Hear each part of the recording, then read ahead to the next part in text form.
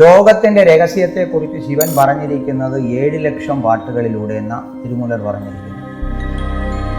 ആദിശിവനായ പരമശിവൻ ശക്തിക്ക് ഉപദേശിക്കുന്നു. യാൻ പറയും ഇൻ സരയോഗത്തെ യാരൊരുവൻ കറ്റാനോ അവൻ നിശ്ചയമാക സാവിലിരുന്ന് വിടുപെടുക. വിജ്ഞാന ഭൈരവ തന്ത്രത്തിന്റെ യഥാർത്ഥ മൂലം എന്ന് പറയുന്നത് തിരുമന്ത്രത്തിന്. അതാ നമുക്ക് എന്തുണ്ടെങ്കിൽ ജീവിക്കാം എന്ന് ചോദിച്ചാൽ പൈസ ഉണ്ടെങ്കിൽ ജീവിക്കാം, അല്ലേ? കാറുണ്ടെങ്കിൽ ജീവിക്കാം, ബംഗ്ലാവ് ഉണ്ടെങ്കിൽ ഇതെല്ലാം വെച്ച് നമുക്ക് ജീവിക്കാം, ആഹാരം, വസ്ത്രം, ഇതെല്ലാം. പക്ഷെ മൂക്കിൽ ശ്വാസം ഇല്ലെങ്കിൽ ജീവിക്കാൻ പറ്റില്ല. നമുക്ക് 1-ാം ക്ലാസ് മുതൽ പാഠമില്ലാത്തൊരു പാഠമുണ്ട്, ശ്വാസത്തെ എങ്ങനെ സൂക്ഷിക്കണം അറിയില്ല. അപ്പൊ ഇദ്ദേഹം പറഞ്ഞു എനിക്ക് പോകണം. അപ്പൊ പോകണമെന്ന് പറയുമ്പോൾ ശരി, ജഡശരീരം വിട്ടു പോയല്ലേ പറ്റും. ജഡശരീരം വിട്ട് തിരിച്ചിറങ്ങിയ തിരുമൂലർക്ക് പറ്റിയ ഒരു അബദ്ധമുണ്ട്. സാധാരണ മനുഷ്യർക്ക് മനസ്സിലാകാൻ വേണ്ടി എന്താണ് ശരയോഗം? നന്ദവനത്തിൽ ഒരാണ്ടി 4-6 മാതമായി കുയവനെ വേണ്ടി കൊണ്ടുവന്നാനൊരു തോണ്ടി. അദ്ദേഹത്തിന്റെ പേര് തിരുമൂലർ എന്നേ അല്ല.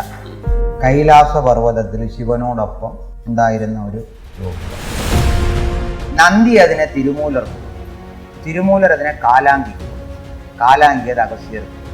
അഗസ്ത്യർ അത് പിന്നെ വംശപരമ്പരയിൽ വരുന്ന ഏതങ്കോട്ടാശാൻ. അങ്ങനെ ഇപ്പൊ ഇതിന്റെ ടെക്സ്റ്റ് എന്ന് പറയുന്നത് അങ്ങനെ വന്ന വംശപരമ്പരയിലേക്ക് ടെക്സ്റ്റ് പറഞ്ഞിരിക്കുന്നത് ഇപ്പോൾ പ്രത്യേകിച്ചൊരു ടെക്സ്റ്റ് ഇതിനകത്തില്ല. നമസ്കാരം. പൗരാണിക ഭാരതം മാനവരാശിക്ക് സംഭാവന ചെയ്തിട്ടുള്ള ഏറ്റവും മഹത്തായ വിദ്യകളിൽ ഒന്നാണ് ശരയോഗം അഥവാ ശരനൂൽ ശാസ്ത്രം. ആ വിദ്യയുടെ ദക്ഷിണ ഭാരതത്തിലെ ഏറ്റവും വലിയ ആചാര്യന്മാരിൽ ഒരാളാണ് സ്വാമി പത്മാനന്ദഗിരി സ്വാമികൾ. അദ്ദേഹമാണ് ഇന്ന് നമ്മോടൊപ്പം ഉള്ളത്.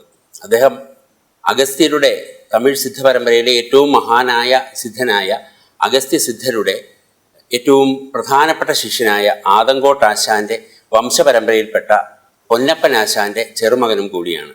നമസ്തേ സ്വാമിജി. നമസ്തേ സ്വാമി, അങ്ങ് ശരയോഗത്തിൻ്റെ ദക്ഷിണേന്ത്യയിലെ ഏറ്റവും വലിയ ഗുരുക്കന്മാരിൽ ഒരാളാണല്ലോ. സാധാരണ മനുഷ്യർക്ക് മനസ്സിലാകാൻ വേണ്ടി എന്താണ് ശരയോഗം എന്നൊന്ന് വിശദീകരിക്കാം. ശരം എന്നത് ഒരു തുടർച്ച എന്ന് വേണം പറയാൻ. ലോകത്തിൽ 2 വിധമായ വസ്തുക്കളെ, ഒന്ന് അചരവസ്തു, ഒന്ന് ചരവസ്തു. ഒന്ന് ചലിക്കുന്നതും ഒന്ന് ചലിക്കാത്തതും. അപ്പൊ ചലിക്കാത്ത വസ്തുവിൽ നിന്ന് ചലിക്കുന്നതായ വസ്തുവിലേക്ക് എത്തി ആദ്യം ഒരറിവുള്ള ജീവിയായി ഒരു മനുഷ്യൻ മാറുന്നതാണ് ആദ്യം. ആ ഒരറിവിൽ നിന്ന് ഇപ്പൊ 6ാമത്തെ അറിവ് വരെ മനുഷ്യനെ കൊണ്ടെത്തിച്ചു കൊണ്ടിരിക്കുന്ന ഈ തുടർച്ചയായി നമ്മളെ നയിച്ചു കൊണ്ടിരിക്കുന്ന ഒരു പ്രവാഹമുണ്ട്. അതിൻ്റെ പേര് ശക്തി എന്നാണ് പറയുന്നത്. ആ എനർജി ബേസ് നമുക്ക് നമ്മുടെ ശ്വാസത്തിലൂടെയാണ് ഉള്ളിലേക്ക് വരുന്നത്. അത് ശ്വാസത്തിലൂടെ ഉള്ളിലേക്ക് വന്ന് ഒരു മനുഷ്യ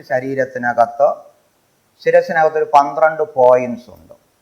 അതിൽ കണക്ട് ചെയ്തിട്ട് അതിൽ നിന്നും തുടർന്ന്, അതിനെയാണ് നമ്മൾ മെറീഡിയൻസ് എന്നൊക്കെ പറഞ്ഞിരിക്കുന്നത്. ആദ്യം തുടങ്ങി താഴേക്ക് വരുന്ന ഞരമ്പുകൾ വഴി, കലകൾ എന്ന് പറയും അതിന്, ആ കലകൾ വഴി പ്രവേശിച്ച് അത് നമ്മുടെ ബോഡിയിലേക്ക് 108 മർമ്മസ്ഥാനങ്ങളെ ഒരു മുല്ലമാല എങ്ങനെ കോർത്തിണക്കി കെട്ടിവെച്ചിരിക്കുന്നു അതുപോലെ കെട്ടിവെച്ചും കൊണ്ട് ഒരു മനുഷ്യൻ്റെ ആയുസ്സിന് നിർണയിക്കുന്നതാണ് ശരം. അതായത് അതൊരു ജീവിതത്തിൽ എത്ര കാലം, നമ്മൾ കലിയുഗം എന്ന് പറയുന്നതിനകത്ത് ഈ മനുഷ്യൻ്റെ ശരീരത്തിനകത്ത് എത്ര മാസം ഇവൻ ഇരിക്കും അല്ലെങ്കിൽ എത്ര വർഷം ഇരിക്കുമെന്ന് ഒരു കർമ്മത്തെ നമുക്ക് തരുന്നതാണ്. അപ്പോൾ ആ കർമ്മത്തെ നമ്മൾ ഉപയോഗിക്കാൻ പഠിച്ചാൽ, അതെങ്ങനെ നമ്മൾ ഉപയോഗിക്കണമെന്ന് മാക്സിമം നമ്മൾ അറിഞ്ഞിരുന്നാൽ നമുക്ക് ആയുസ്സിനെ കൂട്ടാൻ പറ്റുന്ന ഒരു മഹത്തായ വിദ്യയായത്. ഇതിന് സിദ്ധന്മാരിട്ടിരിക്കുന്ന പേര് ശാഖാകല എന്നാണ്. എന്ന് പറഞ്ഞാൽ മരണമില്ല പെരുവാഴ്വ് എന്നതിനൊരു പേരുമുണ്ട്. അപ്പോൾ അത്രയും ടോപ്പറ്റായിട്ട് പോകുന്ന ഒരു എന്താ പറയുക വലിയ വിദ്യ. ഇത് ശരിക്കും പറഞ്ഞാൽ ശിവൻ, ആദിശിവനായ പരമശിവൻ ശക്തിക്ക് ഉപദേശിക്കുകയാണ്. ശക്തി ചോദിക്കുന്നൊരു കാര്യമുണ്ടോ? ഈ ഭൂമിയിൽ എല്ലാ മനുഷ്യരായി ജീവിക്കുന്നവർക്ക് എല്ലാവർക്കും നാളെ അവരുടെ ജീവിതത്തെക്കുറിച്ച് എന്തെന്നറിയില്ല. ഓക്കെ, അപ്പം അറിയാതെ വരുമ്പോൾ എങ്ങനെയാ അവരുടെ ജീവിതത്തെ അവർ മുന്നോട്ട് കൊണ്ടുപോകുക? അതിനെന്തെങ്കിലും ഒരു ഉപായമുണ്ടോ? കാരണം നമ്മൾ കാലമിടുന്നു, കാലം എന്നതൊരു പ്രതീകത. ആ കാലത്തിനകത്തെല്ലാം യവനികക്കകത്ത് മറഞ്ഞു പോകും. മറയാതിരിക്കാൻ അവൻ എന്തു മാർഗമുണ്ട് എന്ന് ചോദിച്ചപ്പോൾ ശിവൻ പറഞ്ഞു കൊടുത്തു, ഞാൻ പറയും ഇൻ സരയോഗത്തെ യാരൊരുവൻ കറ്റാനോ അവൻ നിശ്ചയമാക സാവിലിരുന്ന് വിടുപെടുവാൻ. അതായത് മരണത്തിൽ നിന്നും അവൻ ജപിക്കുമെന്ന് പറയും. അപ്പം അങ്ങനെ ആ ഒരു വിദ്യ എന്താണെന്ന് ചോദിക്കുമ്പോൾ അതിനെക്കുറിച്ച് വിശദമായി പറഞ്ഞു കൊടുക്കും. ആ വിശദമായി പറഞ്ഞു കൊടുത്തത് ശിവന്റെ ഏറ്റവും അനുയായിയ ബാക്കിൽ നടക്കുന്ന നന്ദിയാണ്. അപ്പോൾ ശക്തി എന്ത് ചെയ്തു? അമ്മ അതിനെ നേരെ നന്ദിക്ക് ഉപദേശിച്ചു. നന്ദി അതിനെ തിരുമൂലർക്ക് കൊടുത്തു. തിരുമൂലർ അതിനെ കാലാങ്കിക്ക് കൊടുത്തു. കാലാങ്കി അത് അഗസ്ത്യർക്ക് കൊടുത്തു. അഗസ്ത്യർ അത് പിന്നെ വംശപരമ്പരയിൽ വരുന്ന ഏതങ്കോട്ടാശാൻ, അങ്ങനെ ഇപ്പോൾ ഇതിൻ്റെ ടെക്സ്റ്റ് എന്ന് പറയുന്നത് അങ്ങനെ വന്ന വംശപരമ്പരയിലേക്ക് ടെക്സ്റ്റ് പറഞ്ഞിരിക്കുന്നത് ഇപ്പോൾ പ്രത്യേകിച്ചൊരു ടെക്സ്റ്റ് ഇതിനകത്തില്ല. പക്ഷേ ഓരോ വിദ്യകൾക്കും പ്രമാണ ഗ്രന്ഥമാണ്. അപ്പൊ ആ പ്രമാണ ഗ്രന്ഥം എഴുതപ്പെട്ടിരിക്കുന്നത് തിരുമൂലർ എന്ന് പറയുന്ന ആ മഹാനായ സിദ്ധൻ എഴുതി വെച്ച തിരുമന്ദിരം എന്ന ഗ്രന്ഥത്തിലെ 3-ാമത്തെ അധ്യായത്തിലായിരിക്കുന്നത്. അങ്ങിപ്പോ തിരുമൂലരെ കുറിച്ച് പറഞ്ഞല്ലോ. തമിഴ് സിദ്ധ പരമ്പരയിലെ ഏറ്റവും പ്രധാനപ്പെട്ട സിദ്ധന്മാരിൽ ഒരാളായ തിരുമൂലരെ കുറിച്ച് അറിയാനും ധാരാളം ആളുകൾക്ക് ആകാംക്ഷയുണ്ട്. തിരുമൂലർ സിദ്ധരെ കുറിച്ച് അങ്ങൊന്ന് വിശദീകരിക്കാമോ? ഓക്കെ. തിരുമൂലർ എന്ന് പറയുന്നത് അദ്ദേഹത്തിന്റെ പേര് തിരുമൂലർ എന്നേ അല്ല. ഫസ്റ്റ് അദ്ദേഹം കൈലാസ പർവ്വതത്തിൽ ശിവനോടൊപ്പം ഉണ്ടായിരുന്ന ഒരു യോഗിയാണ്. അപ്പം അദ്ദേഹത്തിന് തെക്കൻ ഭാരതത്തിലേക്ക് പോകണമെന്ന് ശിവന്റെ ആജ്ഞപ്രകാരം നടന്നു വരിക. അപ്പോൾ യാത്രയിൽ നടന്നു വരുന്ന വഴിയിൽ നമ്മുടെ തമിഴ്നാടിനകത്ത് തിരുവാവാടുതുറൈ എന്ന് പറയുന്ന ഒരു സ്ഥലമുണ്ട്. അതായത് നമ്മുടെ ചിദംബരത്തിനടുക്കെ. ആ പ്രദേശത്തെത്തിയപ്പോൾ ഒരു ഇടയൻ കുറച്ച് പശുക്കളെ മേച്ചുകൊണ്ടിരുന്നിട്ട് പാമ്പ് കടിച്ച് മരണപ്പെട്ട് കിടക്കുക. അപ്പോൾ പശുക്കളെല്ലാം കൂടെ ചുറ്റും നിന്ന് സങ്കടപ്പെട്ടുകൊണ്ട് കരയുന്നുണ്ട്. അപ്പോൾ കാരണം അത്രയും ഇഷ്ടമുള്ള ഒരു ഇടയനായിരുന്നു. അപ്പോൾ ഇദ്ദേഹം ആലോചിക്കുന്നു, ഇതുകളെല്ലാം, അതായത് 5 അറിവുള്ള ജീവി എന്തിനാ 6 അറിവുള്ള മനുഷ്യൻ മരിച്ചു കിടക്കുമ്പോൾ അതിൻ്റെ പുറത്തേക്ക് ആഗ്രഹം പോകുന്നത്, അല്ലെങ്കിൽ സങ്കടം വരുന്നത്? ഈ പരാമർശങ്ങളെല്ലാം അറിവിനെ ബേസ് ചെയ്തിട്ട്. അപ്പൊ ഈ അറിവ് ഉള്ള 5 അറിവുള്ള ജീവിക്ക് 6 അറിവിനോട് ഇത്രയും മമത എന്തുകൊണ്ടാണ് എന്ന് അന്വേഷിക്കാൻ വേണ്ടി അദ്ദേഹം എന്ത് ചെയ്തു? ആ ശരീരത്തിനകത്തേക്ക് പ്രവേശിച്ച് പരകായ പ്രവേശം ചെയ്ത് ആ ശരീരത്തോട് പശുക്കളോടും കൂടി നേരെ ആ വീട്ടിലേക്ക് പോകും. അപ്പോൾ ആ വീട്ടിലേക്ക് പോകുമ്പോൾ അദ്ദേഹത്തിൻ്റെ ഭാര്യ, അതായത് മൂലൻ എന്ന അദ്ദേഹത്തിൻ്റെ പേര്, മൂലൻ്റെ ഭാര്യ ഇത് എൻ്റെ ഭർത്താവാണെന്നറിയാം. പക്ഷെ പശുക്കളെ കൊണ്ട് കെട്ടി വീട്ടിലിരിക്കാതെ സന്ധ്യയ്ക്ക് ഇറങ്ങി വീട്ടിൽ നിന്നും അദ്ദേഹം പുറത്തേക്ക് പോകുന്നു. ഒരു അമ്പലനടയിൽ ചെന്നിരിക്കുന്നു. ഒരു മരത്തിൻ്റെ, ഒരു ആലിൻ്റെ മൂട്ടിൽ നിന്ന് ധ്യാനനിരതനായിരിക്കുന്നു. അപ്പോൾ അദ്ദേഹം ഈ ഭാര്യ വിചാരിക്കുന്നത് എന്തുകൊണ്ടാണ് ഇങ്ങനെ ഇന്ന് കാണിക്കുന്നത്, ഇതുവരെ അങ്ങനെ ഇല്ലല്ലോ എന്ന് പറഞ്ഞ് നാട്ടുകാരെയൊക്കെ അറിയിച്ചു. പഞ്ചായത്ത് പോലെ, പണ്ട് പഞ്ചായത്ത് പോലെയാണല്ലോ കൂടുന്നത്. അപ്പോൾ അതിൽ വെച്ച് സംസാരിച്ചപ്പോൾ അവരെല്ലാം കൂടെ ഇദ്ദേഹത്തെ കണ്ടപ്പോൾ പറഞ്ഞു, അവൻ എന്തോ മാനസികമായ വിഷയമുണ്ടായി. അപ്പോൾ പറഞ്ഞു, ഞാൻ മാനസികമായ വിഷയം എനിക്കുണ്ടായതല്ല, ഇതാണ് സംഭവം നടന്നത്, ഞാൻ മൂലനല്ല. അപ്പോൾ ഈ സമയം പുള്ളി എന്ത് ചെയ്തു എന്ന് ചോദിച്ചാൽ, ഈ ശരീരം, പുള്ളിക്കൊരു ശരീരമുണ്ട്, ആ ശരീരത്തെ ആൾറെഡി ഒരു മരത്തിൻ്റെ മറവിൽ ഒളിപ്പി വെച്ചിട്ട് പരകായം ചെയ്തിരിക്കുന്നത്. അപ്പോൾ ഇദ്ദേഹം പറഞ്ഞു, എനിക്ക് പോകണം. അപ്പോൾ പോകണമെന്ന് പറയുമ്പോൾ ശരി, ജഡശരീരം വിട്ടു പോയല്ലേ പറ്റൂ. ജഡശരീരം വിട്ട് തിരിച്ചിറങ്ങിയ തിരുമൂലർക്ക് പറ്റിയ ഒരു അബദ്ധമുണ്ട്. നേരത്തെ വെച്ച ശരീരം ഇല്ല, മരത്തിലിരുന്ന സ്ഥാനത്താരോ എടുത്തു മാറ്റി എന്നാണ് പറയുന്നത്. പക്ഷേ അപ്പോൾ തിരുമൂലർ വീണ്ടും ചിന്തിച്ചു, ഇതിനു മുൻപൊരു ജന്മത്തിൽ ഒരു പർവ്വതത്തിൻ്റെ മറവിലൊരു മരത്തിൽ വീണ്ടും ഒരു ശരീരം ഉപേക്ഷിച്ചിട്ടുണ്ടായിരുന്നു. തിരിച്ച് യാത്ര ചെയ്ത് അവിടെ പോയി ആ സാധനം എടുത്തു. അതെടുത്തിട്ട് തിരിച്ച് ഇവിടെ വന്ന് നന്ദി പറയാൻ വന്നപ്പോൾ നാട്ടുകാരെല്ലാം കൂടെ ഇദ്ദേഹത്തിനൊരു പേരിട്ടു, നീ തന്നെയാണ് മൂലൻ, അതുകൊണ്ട് ഉത്തമമായ നല്ല പ്രവൃത്തി ചെയ്തതുകൊണ്ട് നിന്റെ പേര് തിരുമൂല എന്നറിയപ്പെടുമെന്ന് പറഞ്ഞു. അങ്ങനെ അവിടെ കുറേ കാലം ഇരുന്ന് അവിടെ തന്നെയാണ്, തിരുവാവാടുതുറയിലാണ് പുള്ളിയുടെ യഥാർത്ഥമായ സമാധി. തമിഴ്നാട്ടിൽ തന്നെ പലയിടത്തും സമാധി ഉള്ളതായി പറയപ്പെടുന്നു. എന്തായാലും അദ്ദേഹം ശരിക്കും ആ പ്രദേശത്താണ് ജീവിച്ചതും അവിടെയാണ് സമാധിയായത്. അതിനുശേഷമുള്ള കാലത്ത് അദ്ദേഹം തിരുവാവാടുതുറയിൽ ഉണ്ടായിരുന്നു. അവിടെ മരിച്ചു. അദ്ദേഹം എഴുതി വെച്ചിരിക്കുന്ന ഒരുപാട് ഗ്രന്ഥങ്ങൾ, അതായത് ലോകത്തിന്റെ രഹസ്യത്തെക്കുറിച്ച് ശിവൻ പറഞ്ഞിരിക്കുന്നത് 7 ലക്ഷം പാട്ടുകളിലൂടെ എന്ന തിരുമൂലർ പറഞ്ഞിരിക്കുന്നത്. അപ്പൊ 7 ലക്ഷം പാട്ടുകളെ ചുരുക്കി ചുരുക്കി ചുരുക്കി ചുരുക്കി അവസാനം കൊണ്ട് എന്തു പറയാം, ഒരു 1000 പാട്ടിൽ എഴുതി വെച്ചു. അതിനെയും ചുരുക്കി പിന്നെ തിരുമൂലർ അതിനെ 700 പാട്ടുകളാക്കി മാറ്റിയിട്ടുണ്ട്. അത്രയും ജ്ഞാനം നിറഞ്ഞ ഒരു മഹാസിദ്ധനായിരുന്നു. കാരണം 7 ലക്ഷം പാട്ടുകളെ 700 പാട്ടുകളിലാക്കണമെങ്കിൽ എത്രത്തോളം ജ്ഞാനമുണ്ടായിരിക്കും. അതെ, കാച്ചിക്കുറി. അപ്പൊ അതിൽ നിന്ന് ഉരുത്തിരിച്ചിട്ടാണ് ഈ തിരുമന്ദിരം എന്ന 3000 പാട്ടുകളിലൂടെ മനുഷ്യന് മനസ്സിലാവും ഒരു ഭൗതിക ജീവിതം എങ്ങനെ ജീവിക്കണം എന്നുള്ളതിനെ കുറിച്ച് വ്യക്തമായി ദൈവം എന്താ നമ്മളെന്താ എന്നുള്ളതിനെ വ്യക്തമായി പറഞ്ഞിരിക്കുന്ന ഒരു വലിയൊരു മഹാനാണ്. തിരുമന്ത്രത്തിലെ പ്രതിപാദ്യ വിഷയം എന്തൊക്കെയാണ്? തിരുമന്ത്രത്തിലെ പ്രതിപാദിച്ച വിഷയം എന്ന് പറയുന്നത് ഫസ്റ്റ് ദൈവം കൺസെപ്റ്റ്, അതായത് ഗോഡ്. നമ്മൾ പറയുന്ന ദൈവം എന്താ? ഒരേ ദൈവം ഒരുവനെ കൊല്ലുന്നു ഇങ്ങനെയാ പറയുന്നത്. അപ്പൊ ഒരു ദൈവമേ ഉള്ളൂ, അതെന്താണ്? അതിനെക്കുറിച്ച് അദ്ദേഹം പറഞ്ഞു പോകുന്നു. ആ ഒരു ദൈവത്തെക്കുറിച്ച് നമ്മൾ നേരത്തെ പറയുന്നല്ലോ ശൈവ സിദ്ധാന്തത്തിന്റെ പ്രതീകമാണ്. ഈ ശൈവ സിദ്ധാന്തത്തിന്റെ ഭാഗമാണ്. അപ്പൊ അതിന്റെ തമിഴിലെ ഒരു സിദ്ധാന്തമാണ്. അപ്പൊ അതിന് പ്രകാരം ഇത് എഴുതി എഴുതി എഴുതി പുള്ളി കൊണ്ടുപോയപ്പോ നമ്മുടെ ഉള്ളിലേക്കുന്ന ആത്മാവിനെ എങ്ങനെ കാണാം, അതിന് നമ്മൾ ഉപയോഗിക്കേണ്ട മാർഗം എന്തെന്ന് അദ്ദേഹം മനസ്സിലാക്കിക്കൊണ്ട് അതിനകത്ത് 3-ാം തന്ത്രം എന്നാണ് പറയുന്നത്. അപ്പോൾ ഈ തന്ത്രത്തിലൂടെ പുള്ളി എഴുതി വച്ചിരിക്കുന്നതാണ് ശരയോഗം എന്ന ഈ മഹത് വിദ്യ.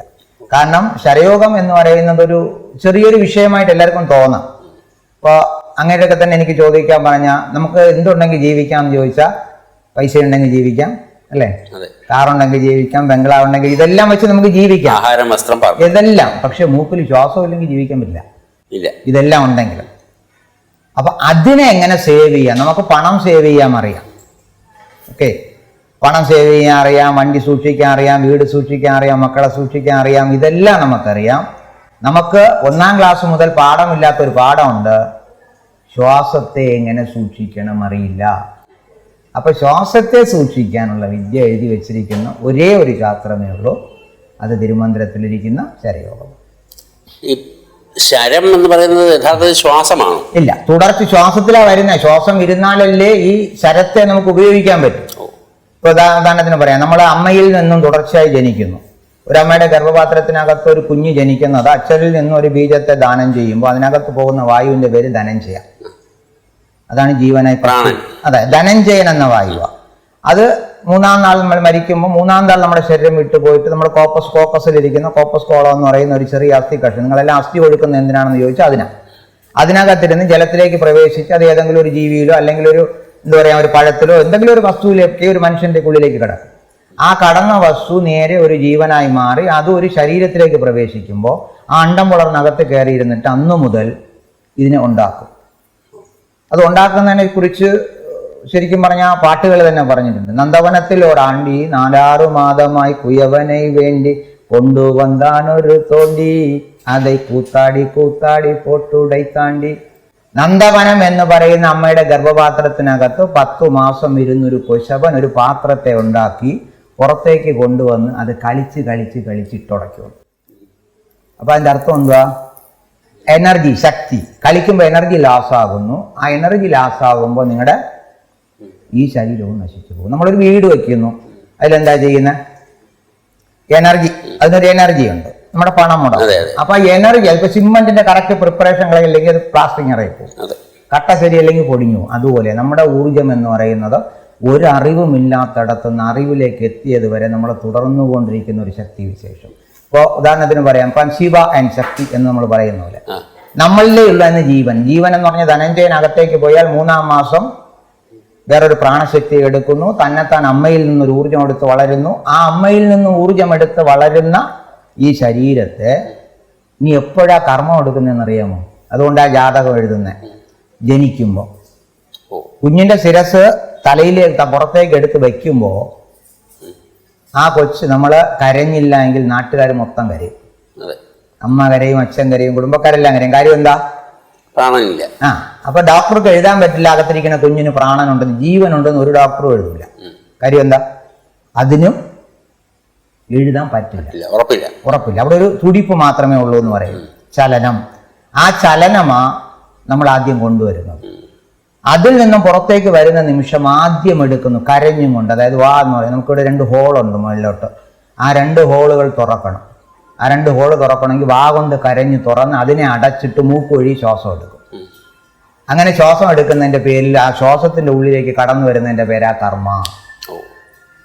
അപ്പോ ശരം എന്നാൽ ശരിക്കും പറഞ്ഞ കർമ്മ നിബന്ധിതമായി ഇരിക്കുന്ന ഒരു ശ്വാസത്തിന്റെ ഒരു ഘടനയാണ്. ശ്വാസം ഇല്ലെങ്കിൽ, അതുകൊണ്ട് ശ്വാസം എന്ന് പറയുന്നത് ശ്വാസം, ശ്വാസത്തിന്റെ തുടർച്ച അല്ല, ശ്വാസം അങ്ങനെയും പറയാൻ പറ്റില്ല. അതിന് ഭയങ്കര ഡീപ്പായിട്ട് അർത്ഥമാണ് അതിന്. കാരണം ശ്വാസം, നിങ്ങൾ വസിക്കണമെങ്കിൽ എന്ത് വേണം? ശ്വാസം വേണം. അതിലാ നിങ്ങൾ വസിക്കുന്നത്. പക്ഷെ അപ്പോഴും വേണ്ടത് എന്തിനാണെന്ന് അറിയണ്ടേ? അതിന്റെ പേരാ കർമ്മം. അതിനകത്തൊരു കർമ്മത്തെ ഒളിപ്പിച്ചിട്ടുണ്ട്.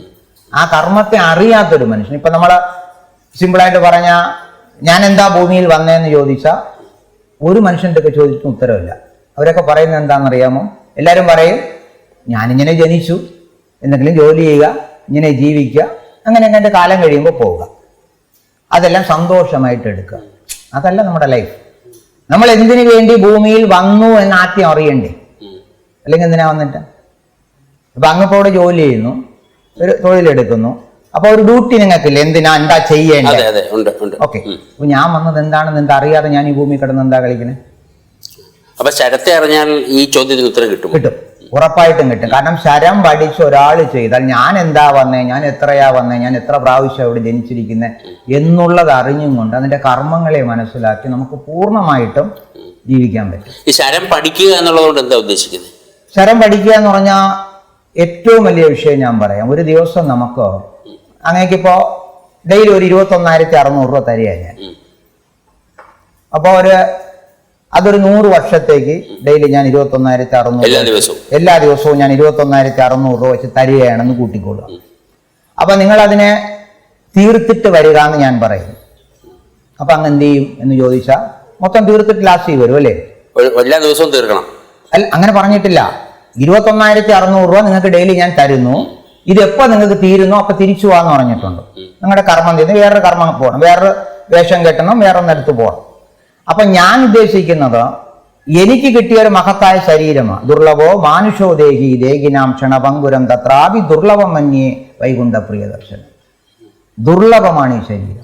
ഇതൊരിക്കലും, അതായത് 84 ലക്ഷം യോനികളിലൂടെ ആണ് ഒരു മനുഷ്യ ജന്മത്തിലേക്ക്. 69 ലക്ഷം യോനികൾ ജനിച്ചാൽ മാത്രമേ ഒരു മനുഷ്യ ജന്മമേ കിട്ടൂ. അങ്ങനെ എടുത്തു വെച്ചിരിക്കുന്ന ഒരു മനുഷ്യ ജന്മം എടുത്തു വെച്ചിരിക്കുന്ന വേറൊരു ജന്മം വേണമെന്ന് പറയുന്നത് എന്തർത്ഥത്തിലെന്ന് അറിയില്ല. കാരണം അതുകൊണ്ട് ഇത് വളരെ സൂക്ഷിക്കണമെന്നാണ് പറയുന്നത്. അപ്പൊ ഈ ശരീരത്തെ, അതാണ് ശരീരേ, നശിച്ചുകൊണ്ടിരിക്കും. നമ്മൾ നശിപ്പിക്കാതിരിക്കണമെങ്കിൽ എന്ത് ചെയ്യണം? ഈ ശ്വാസത്തെ കൺട്രോൾ ചെയ്യാൻ പഠിക്കണം. 21,600 ഇപ്പൊ അങ്ങക്ക് ഞാൻ പറഞ്ഞല്ലോ 93 കോടി ശ്വാസം വരും. 21,600 ശ്വാസത്തിന് കണക്കാണ്. അപ്പൊ ആ ശ്വാസത്തിൽ നിങ്ങൾക്ക് ആ വരുന്ന കോടിക്കണക്ക് രൂപ നിങ്ങളെ കയ്യിൽ ഇരിപ്പുണ്ട്. അപ്പൊ നിങ്ങൾക്ക് ഒരു ദിവസം 21,600 രൂപ എന്തിനാ ചെലവാക്കേണ്ടതെന്ന് അറിയണ്ടേ? അതറിയാതെ ചെലവാക്കിക്കൊണ്ടിരിക്കുക. ഇപ്പൊ എല്ലാവരും എന്ത് ചെയ്യുന്നു ചോദിച്ചാൽ 21,600 മിനിറ്റിൽ 15 ശ്വാസം, 1 മണിക്കൂറിൽ 900 ശ്വാസം, ഇങ്ങനെ നമ്മൾ പാഴാക്കിക്കൊണ്ടിരിക്കുക. അത് പാഴാക്കാതെ, ഉദാഹരണത്തിന് 1 രൂപ എൻ്റെ കയ്യിൽ കിട്ടും, ഒരു ശ്വാസത്തിന്റെ കണക്ക് ഞാൻ പറയാം. ഒരു ശ്വാസം ഞാൻ ദീർഘമായിട്ട് എടുത്തു, ഇതങ്ങനെ ഉപയോഗിക്കുന്നു, പകുതി ഞാൻ കളയുന്നു. എക്സാമ്പിൾ ഞാൻ പറഞ്ഞുതരാം. നിങ്ങളൊരു വീട്ടിൽ ചെന്നിട്ട് ഒരു തുളസി വയ്ക്കുക, അല്ലെങ്കിൽ ഒരു ചെടി എടുക്കുക, തിരഞ്ഞെടുക്കുക.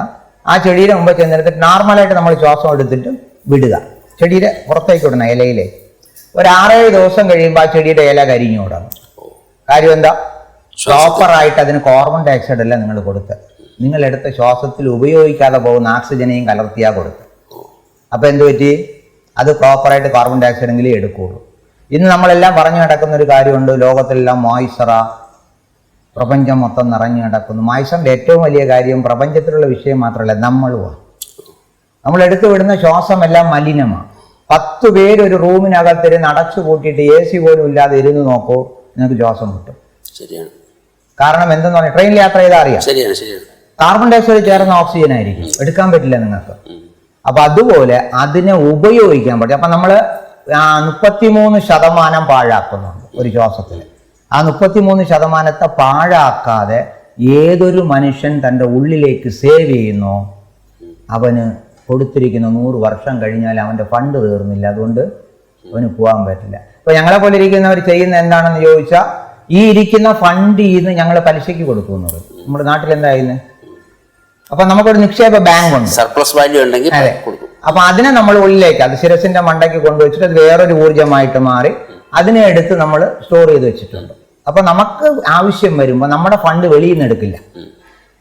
നമ്മുടെ ഊർജ്ജം മൊത്തം എടുക്കുന്നത് ഇന്നറിയുന്ന നമ്മൾ സമ്പാദിച്ച് വെച്ചിരിക്കുന്നതിന് എടുത്ത് ഉപയോഗിച്ചുകൊണ്ടിരിക്കും. അപ്പൊ വെളിയിൽ നമുക്ക് ഇട്ടിരിക്കുന്ന ആയുസ് ഒരിക്കലും നമ്മൾ എടുക്കുന്നില്ല, കുറയുന്നില്ല. അത് തീർന്നാലല്ലേ നമുക്ക് പോകേണ്ടി വരുള്ളൂ.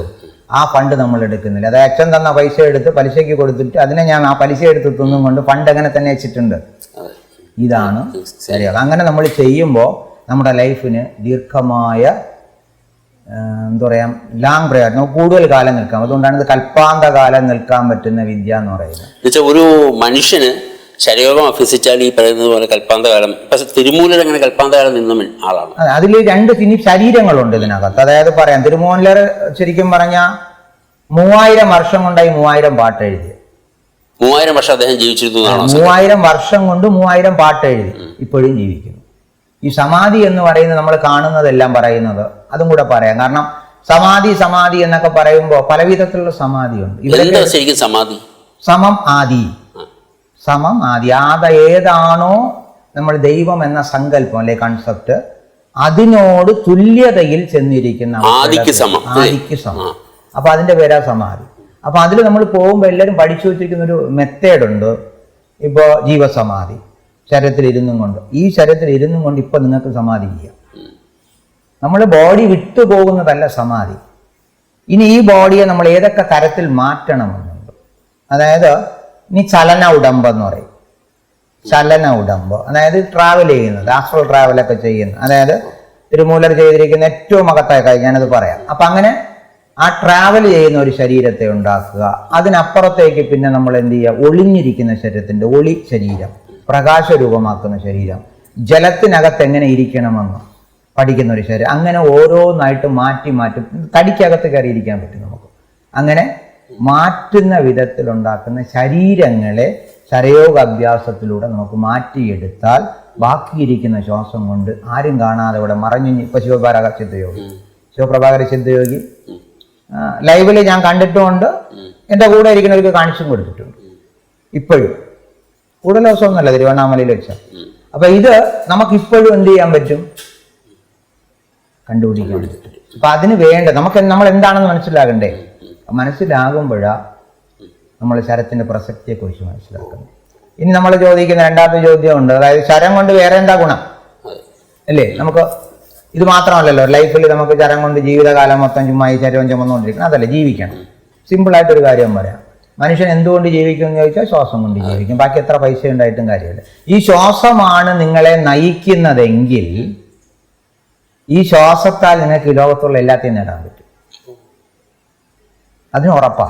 അതുകൊണ്ടാണ് ഇതിൽ നിന്ന് കടമെടുത്ത അടുത്ത വിദ്യയായിട്ട് പ്രാണായാമ ക്രിയകൾ എന്ന് പറഞ്ഞ് യോഗ എന്നൊരു മെത്തേഡ് തന്നെ ഉണ്ടായി. അപ്പൊ അതുണ്ടാക്കി അന്നിരുന്ന നാർത്തിലിരുന്ന സിദ്ധന്മാരൊക്കെ എഴുതി വെച്ചു. പതഞ്ജലി ആദ്യമായിട്ട് ഇതിനെ ക്രോഡീകരിച്ച ആളാ. യോഗവിദ്യ. യോഗവിദ്യയുടെ ബേസ് എന്ന് പറയുന്നത് ശരയോഗ.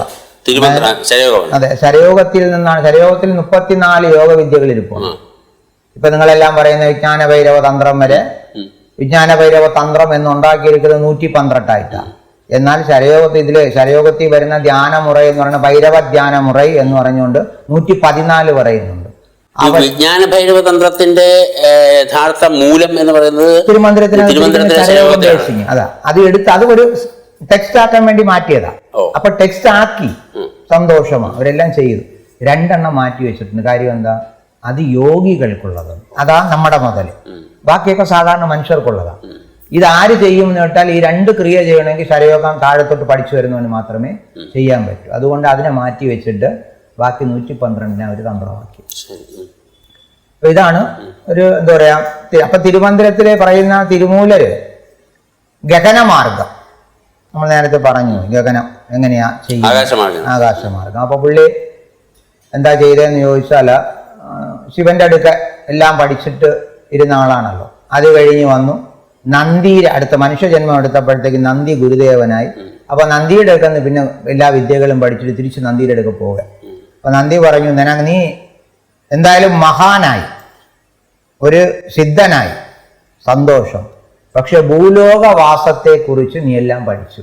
ഇനി ബ്രഹ്മാണ്ടങ്ങൾ ഒരുപാടുണ്ട്. ആ ബ്രഹ്മാണ്ടങ്ങളിലൊന്ന് യാത്ര ചെയ്തിട്ട് അവിടുത്തെ വിഷയങ്ങളെ ഒന്ന് പഠിച്ചു വരാം.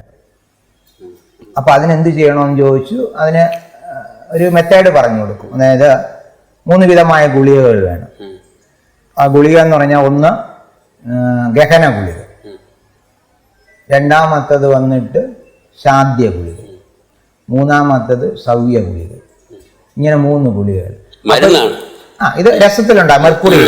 ആ മെർക്കുറി പ്രോസസ്സ് ചെയ്ത് ഈ ഒരു ഗുളിക ആദ്യം ഉണ്ടാക്കണം. ആ ഒരു ഗുളിക ഉണ്ടാക്കിയിട്ട് അതിൽ നമ്മൾ ആദ്യം പ്രാക്ടീസ് ചെയ്തതിനു ശേഷം ഗമന ഗുണിക എന്ന് പറയുന്ന ഒരു ഗുളിക ഉണ്ടാക്കി അത് നാക്കിനടിയിൽ വെച്ചിട്ട് യോഗവിദ്യയിലൂടെയാണ് ഇത് മുന്നിലേക്ക് പോകുന്നത്. പക്ഷെ എല്ലാവരും പറയുന്നത് ഈ ശരീരത്തോട് പോയി ശരീരത്തോടല്ല.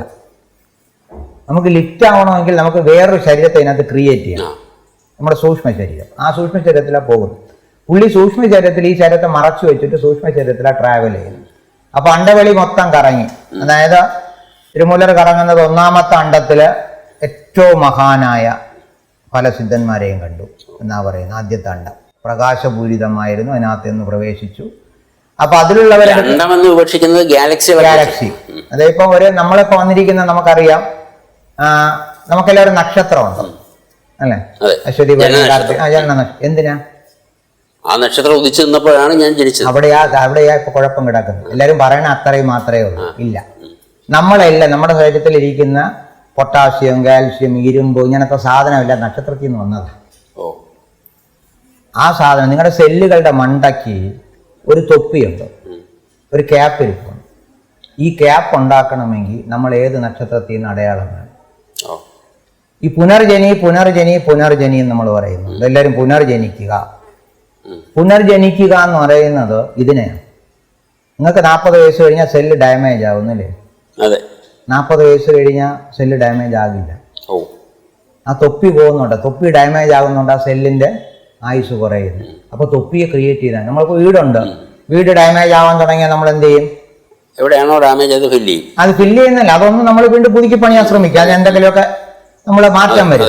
ഇതുപോലെ നമ്മൾ മനുഷ്യ ബോഡി ആരും ചിന്തിക്കുന്നില്ല. പുള്ളി അങ്ങനെ യാത്ര ചെയ്തു പോയി ഒന്നാമത്തെ അണ്ടം ഒരു ഗാലക്സിയിലെത്തി, അവിടെ ഇരിക്കുന്ന സിദ്ധന്മാരെ കണ്ടു. അങ്ങനെ പുള്ളി അങ്ങനെ 16 ഗാലക്സികൾ കറങ്ങി. ലോകത്തില് ഇപ്പൊ ഇന്ന് ആധുനിക വൈദ്യശാസ്ത്രം അല്ലെങ്കിൽ ആധുനിക ശാസ്ത്രലോകം കണ്ടെത്തിയിരിക്കുന്നത് രണ്ടാമതൊരു ഗാലക്സി ഉണ്ടെന്ന് ഇപ്പൊ അവർ കണ്ടു എന്ന് പറയുന്നു. എന്റെയൊക്കെ അനുഭവത്തിൽ, എൻ്റെ കാഴ്ചപ്പാട്ടിൽ പറഞ്ഞു കഴിഞ്ഞാൽ കോടാനുകോടി ഗാലക്സി ഇരിപ്പുണ്ട്. നിങ്ങൾ വന്നിരിക്കുന്ന ഒരു നക്ഷത്ര സമൂഹമാണ്. ഇപ്പൊ അശ്വതി എന്നാൽ അതാറ് നക്ഷത്രങ്ങളുടെ സമൂഹം. അപ്പൊ അങ്ങനെ ആ ഗാലക്സിയിൽ നിന്നാണ് നിങ്ങൾ ഇറങ്ങുന്നത്. അപ്പൊ അവിടെയുള്ള എല്ലാ ഊർജങ്ങളും നിങ്ങൾക്ക് കാണും. ഇതുപോലെയാണ് നമ്മുടെ ശരീരം. അപ്പൊ തിരുമൂലർ അത് കഴിഞ്ഞ് 16 അണ്ടങ്ങളും ചുറ്റി തിരിച്ചു വന്നപ്പോ ശിവൻ പറഞ്ഞു, ഇനി നീ ഒരിടത്തും പോകണ്ട, കാരണം നിനക്കെല്ലാം പൂർത്തിയായി. അപ്പൊ അവിടെ ഇരിക്കുന്ന എല്ലാവർക്കും അതിൻ്റെ ഉപദേശങ്ങളും കാര്യങ്ങളും കൊടുത്ത് സുഖമായിട്ട് വന്നിട്ട പിന്നെ 3000 വർഷം ഇവിടെ ഇരുന്ന് ഗ്രന്ഥം എഴുതുന്നു.